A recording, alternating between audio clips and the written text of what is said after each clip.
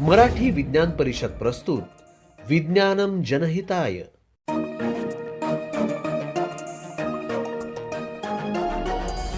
सुसंगत विचार सरणी तंत्रज्ञाने होते प्रगती देई मानवा सुख समृद्धी निसर्ग अन्विज्ञान विज्ञानाच्या रंजक गोष्टी व्यापून घेई सारी सृष्टी जगण्यातील विज्ञान आणिक विज्ञानातील जगणे विज्ञानम जनहिताय विज्ञानम जनहिताय विज्ञानम जनहिताय विज्ञानम जनहिताय विज्ञानम जनहिताय विज्ञानम जनहिताय विज्ञानम जनहिताय विज्ञानम जनहिताय. अरे वा अनुश्री, हॉलचं एकदम रूपच पालटून टाकलंस तू. क्या बात आहे. अरे म्हणजे काय, आज कीर्तनाची इथे प्रॅक्टिस होणार आहे. एकदम बेस्ट. पण अगं कोण कीर्तन करणार आहे? उर्मिलाताई फडके यांचं कीर्तन आहे. केमिस्ट्रीच्या प्राध्यापिका आहेत त्या. अरे वा, म्हणजे विज्ञान आणि कलेचा आस्वाद घेता येणार आहे आपल्याला तर. नक्कीच. येस. श्रीमन् महागणाधिपतये नमः. वक्रतुंड महाकाय सूर्यकोटि समप्रभ निर्विघ्नं कुरु मे देव सर्वकार्येषु सर्वदा.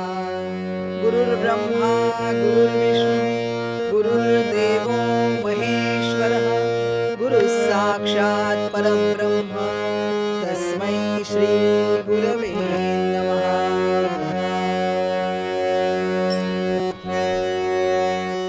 जय जय राम कृष्ण हरी राजा राम.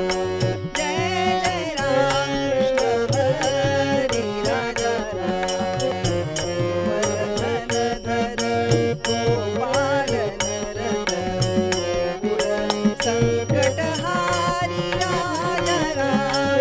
जय जय राम कृष्ण हरी राजा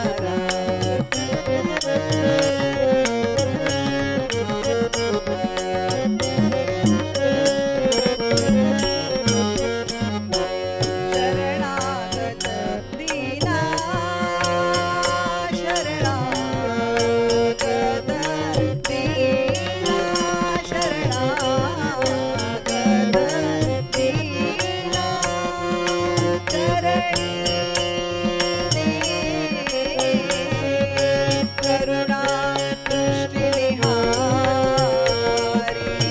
करुणा दृष्टि निहारी. जय जय राम कृष्ण हरी राजा राम. जय जय राम कृष्ण जय जय राम कृष्ण जय जय राम कृष्ण हरी राजा राम.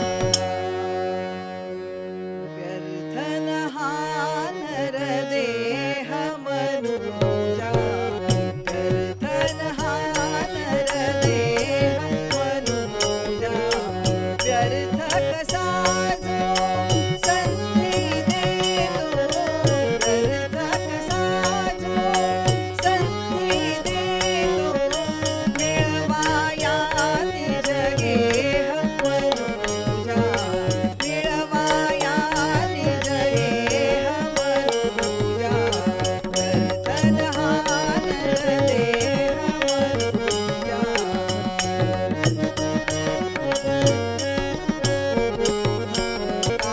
कामक्रोधादिक चैत्रीपुंसः झगडुनि जिंकी मोह मनुजा झगडुनि जिंकी मोह मनुजा. व्यर्थन हा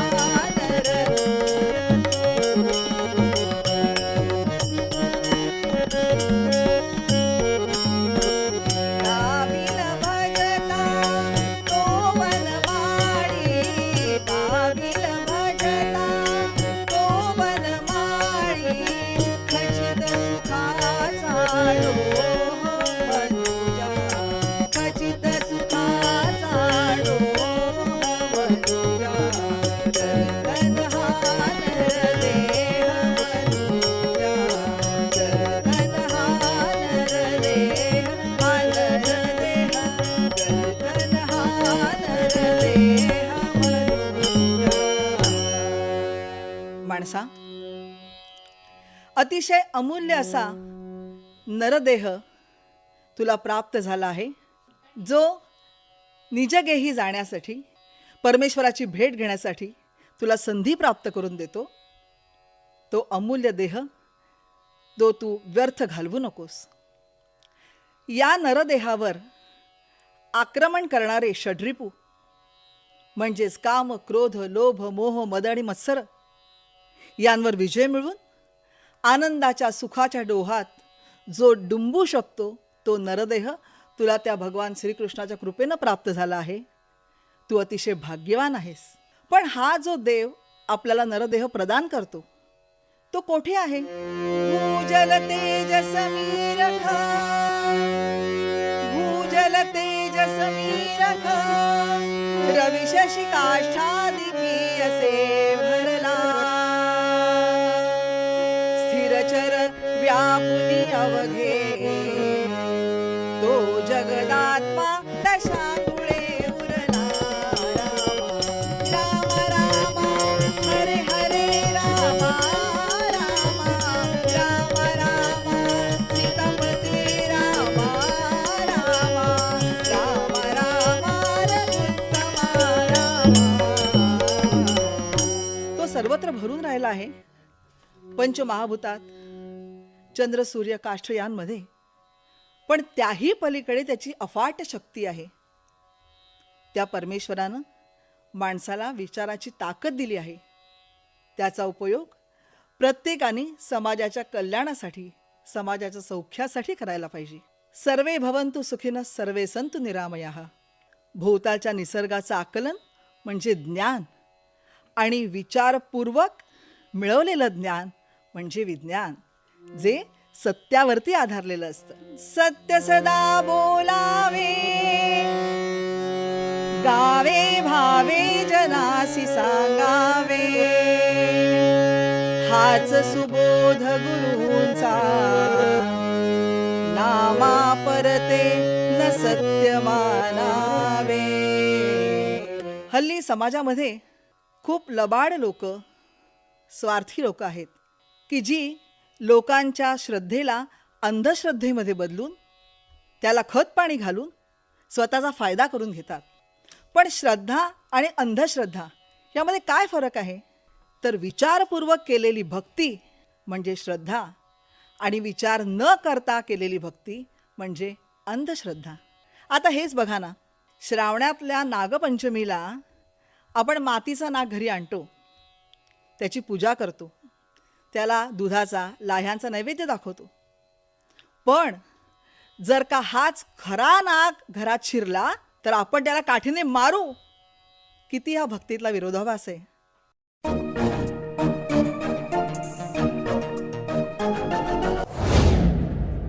मराठी विज्ञान परिषद स्थापना 1966. त्याच वर्षी पहिलं विज्ञान संमेलन, आजतागायत 59 संमेलनं, असंख्य विज्ञान उपक्रम. मराठी विज्ञान परिषद म्हणजे विज्ञान भान जगण्यासाठीचा मंत्र नवा. Lights, sound, camera, action.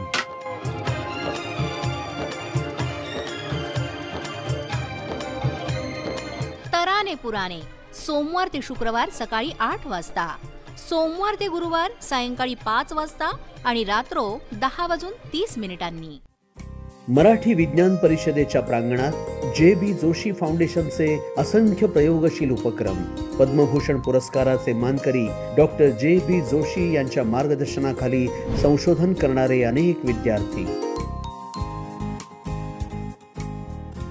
भारतातल्या सगळ्यात कठीण समस्येवर, गरिबीवर विज्ञान तंत्रज्ञानाच्या माध्यमातून उपाय शोधण्याचा प्रयत्न करत आहे JB. Joshi research foundation. Marathi विज्ञान परिषदेच्या प्रांगणात कार्यरत असणारी एक महत्त्वाची शाखा जे.बी. Joshi research foundation.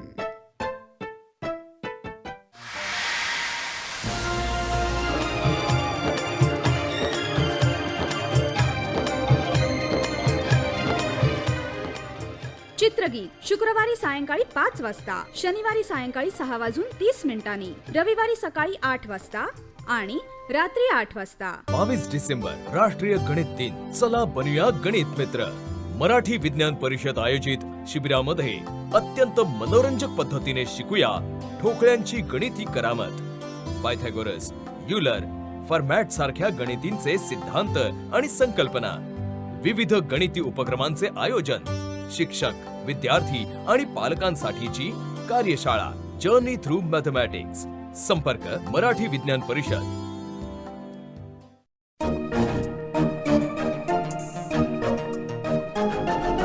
समाजात काही माणसं स्वतःच्या इच्छेप्रमाणे गोष्टी होण्यासाठी भोंदू बाबांच्या नादी लागतात, मांत्रिकांच्या नादी लागतात आणि मग ते जे सांगतात त्याप्रमाणे करतात.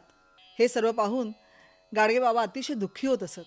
समाजाला अंधश्रद्धेतून बाहेर काढून सन्मार्गाला लावण्याचं काम त्यांनी नेटाने केलं आणि ते करताना त्यांनी वैज्ञानिक दृष्टिकोनही अंगीकारला. एकदा ते एका गावी आले होते. त्या गावात अतिशय रोगराई पसरली होती. ताप, उलट्या, जुलाब, कावीळ यांनी लोक त्रस्त झाले होते. माणसं पटापटा मरत होती. पण गावकऱ्यांचा समज असा होता, मरी आई कोपली आणि म्हणून हे सगळं संकट गावावर आलेलं आहे.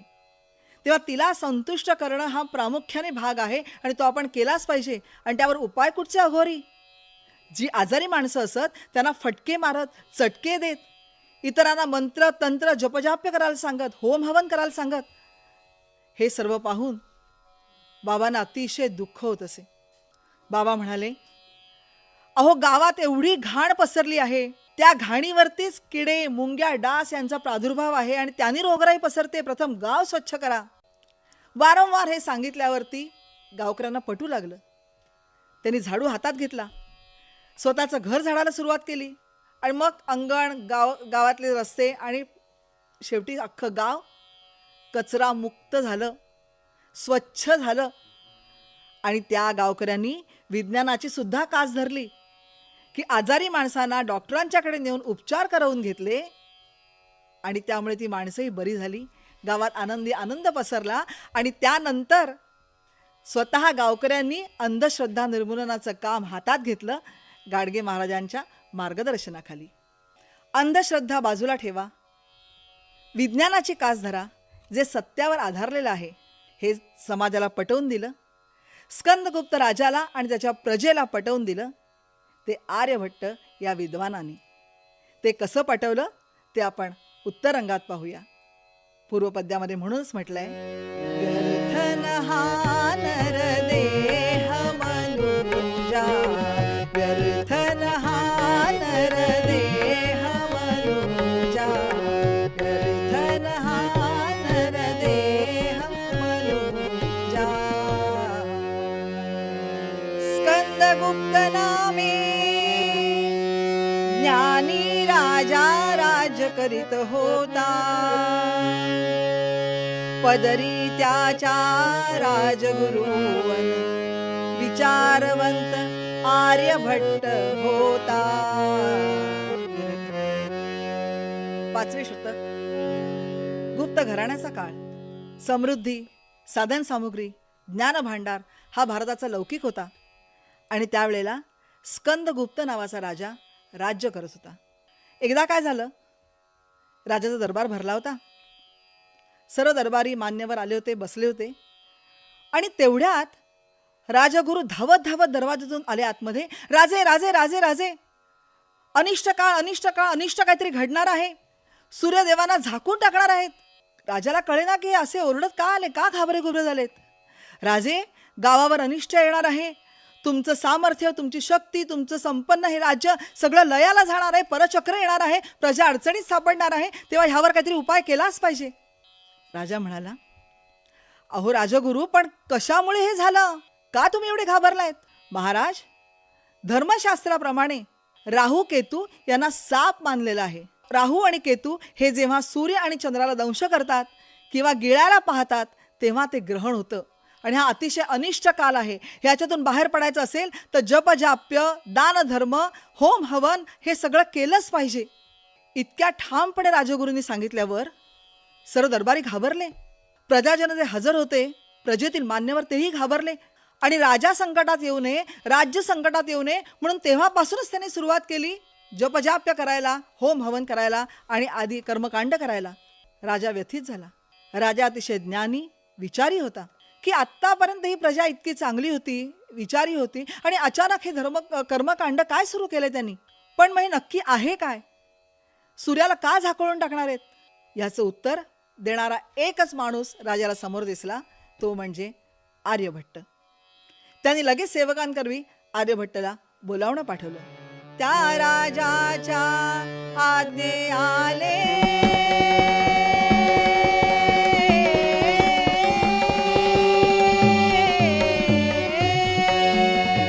त्या राजाच्या आज्ञे आले, सेवक प्रभाती तेथे. त्या राजाच्या आज्ञे आले, सेवक प्रभाती तेथे. आर्यभट्ट मग प्रमुदित झाले, आर्यभट्ट मग प्रमुदित झाले. ऐकुनी राजा त्याते ग्रहणाचे विज्ञान सांगण्या, ग्रहणाचे विज्ञान सांगण्या उत्सुकते झाले.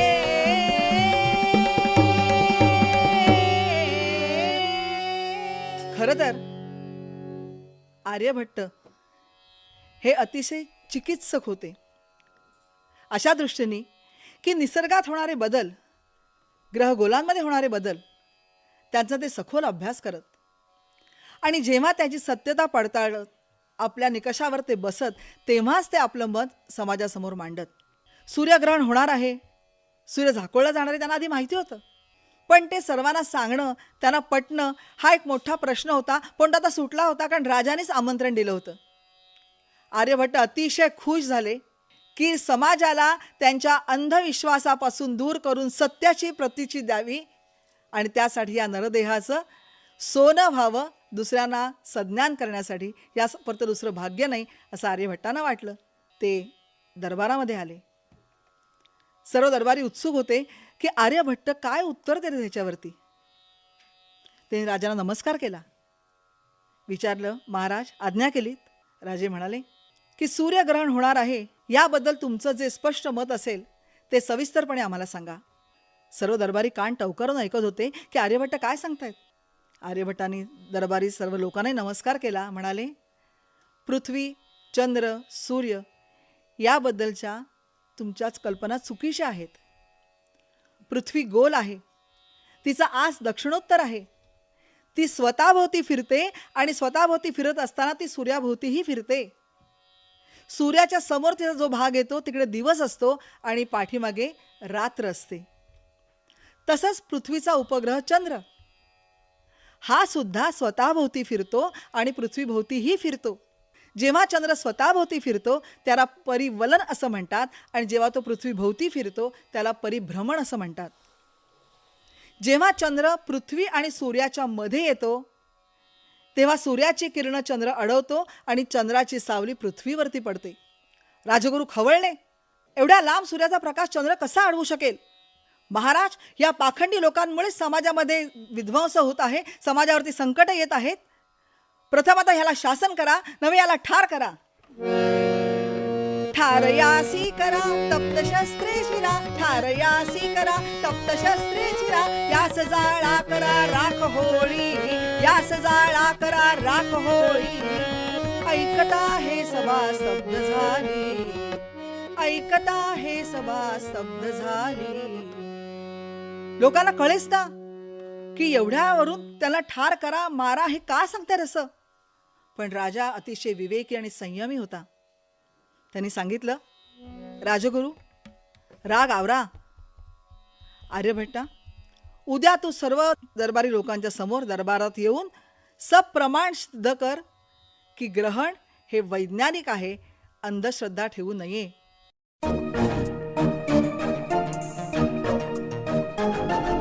28 फेब्रुवारी राष्ट्रीय विज्ञान दिन. ह्या निमित्त मराठी विज्ञान परिषद आयोजित विविध उपक्रम, व्याख्याने, परिसंवाद, प्रश्नमंजुषा, निबंध स्पर्धा, वक्तृत्व स्पर्धा, चित्रकला स्पर्धा, दृकश्राव्य कार्यक्रम, प्रदर्शने, शिबिरे, विज्ञान दिंडी, विज्ञान गीत. संपर्क मराठी विज्ञान परिषद.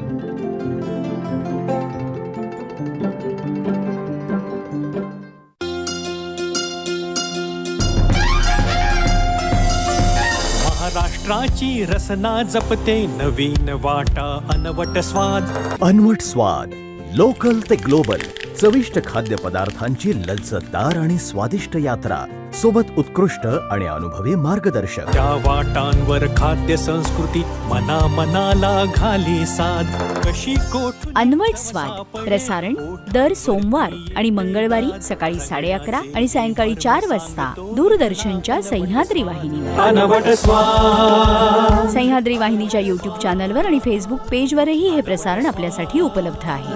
अनवट स्वाद.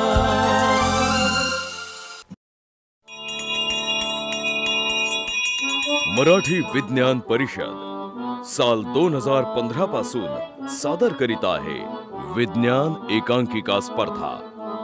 विज्ञान प्रचार आणि प्रसार नाट्य माध्यमातून नाट्य क्षेत्रातील नामवंत मंडळींचा सहभाग आणि मार्गदर्शन. विजेत्यांसाठी अनेक आकर्षक पारितोषिके. विज्ञान ऐका, पहा, अनुभवा आणि अंगीकारा. संपर्क मराठी विज्ञान परिषद.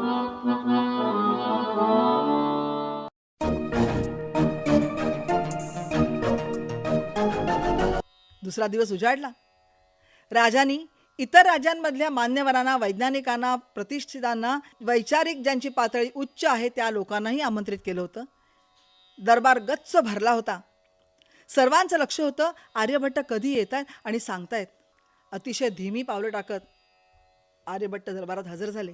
राजांना नमस्कार केला आणि दरबाराची जी जागा होती ना तिकडे मोठमोठ्या खिडक्या होत्या आणि त्या खिडकीतून सूर्यप्रकाश सरळ आत येत असे. आर्यभट्ट खिडकीपाशी गेले. सूर्याची किरणं तोंडावर पडत होती. डोळे उघडे ठेवून बघणं शक्य नव्हतं. मग आर्यभट्टांनी काय केलं? सर्व दरबारी लोकांकडे बघितलं, हाताची ओंजळ केली आणि सूर्याकडे बघता येत नाही असं म्हटल्याबरोबर हळूहळू हळूहळू हळूहळू अशी ओंजळ आणली आणि चेहऱ्यासमोर आणली. चेहऱ्यावर ते ओंजळीची सावली पडली आणि लख्ख डोळ्याने ते बघू शकले. परत ओंजळ पुढे गेल्यानंतर प्रकाश चेहऱ्यावर पडू लागला. आर्यभट्ट म्हणाले, माझ्या चेहऱ्यावर पडणारी सूर्याची किरणं ही ओंजळ अडवू शकते तर चंद्र सूर्यकिरणं का नाही अडवू शकणार? त्याने आणखीन एक सप्रमाण सिद्ध केलं. एक मोठं कलिंगड घेतलं आणि एक छोटं सफरचंद घेतलं.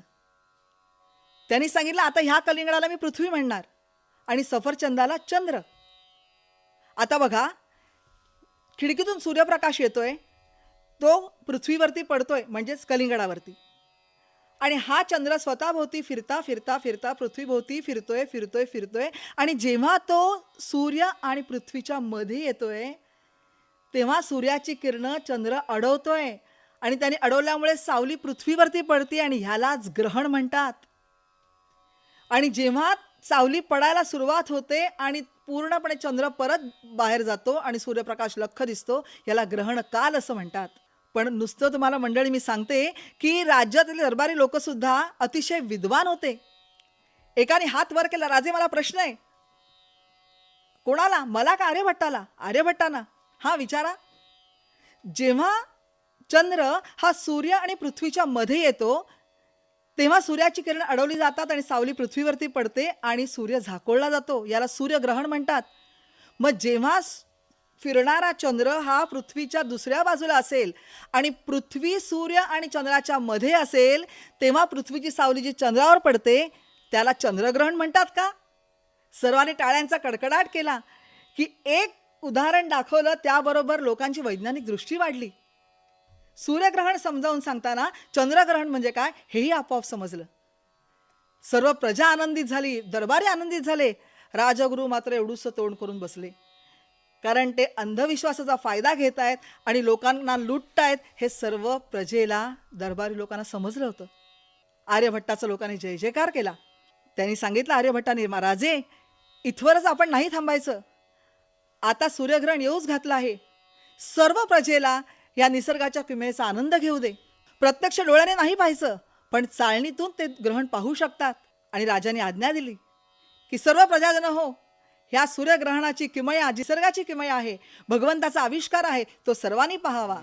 आज्ञा झाली करा तयारी, आज्ञा झाली करा तयारी, रविग्रहणाची येईल स्वारी, ग्रहण पाहण्या सारे जमुया, ह्याची डोळा निसर्ग किमया, पाहूया हे निसर्ग किमया, पाहूया हे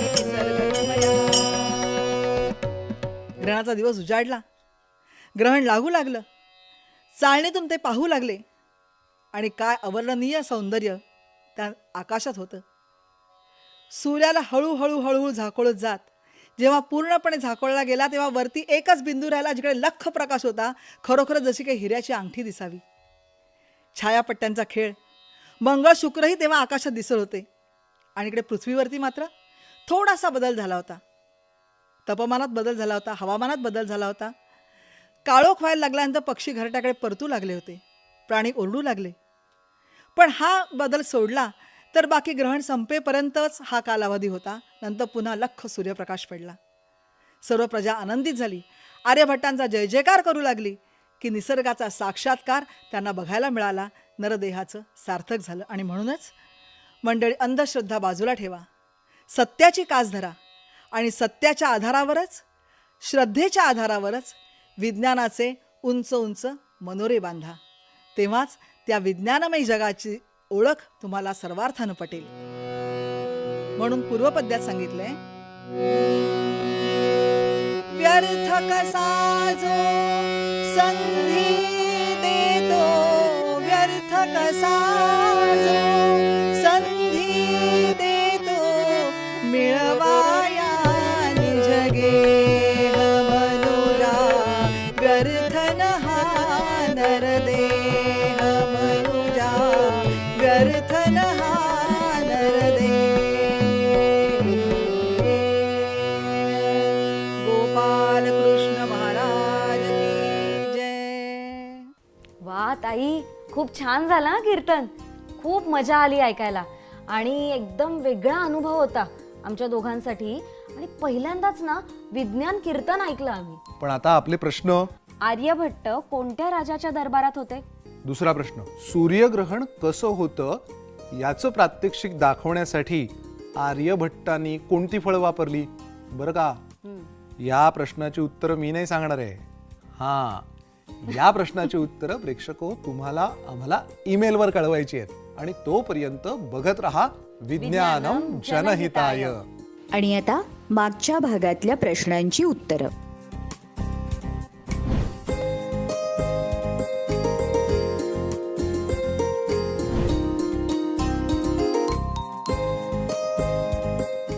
या भागाचं पुनःप्रसारण शनिवार दिनांक 28 सप्टेंबर रोजी रात्री 9 वाजता.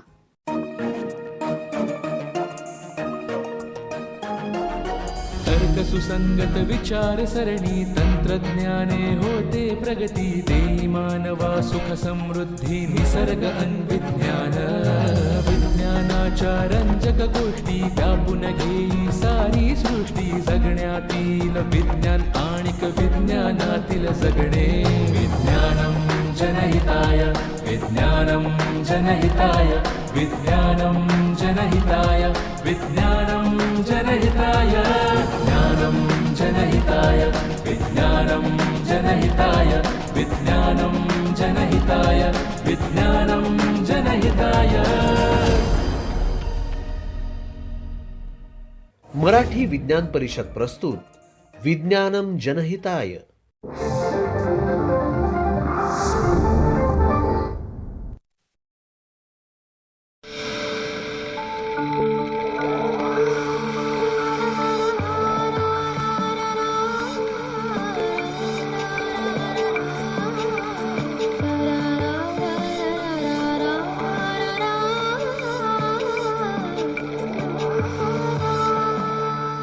सह्याद्री वाहिनी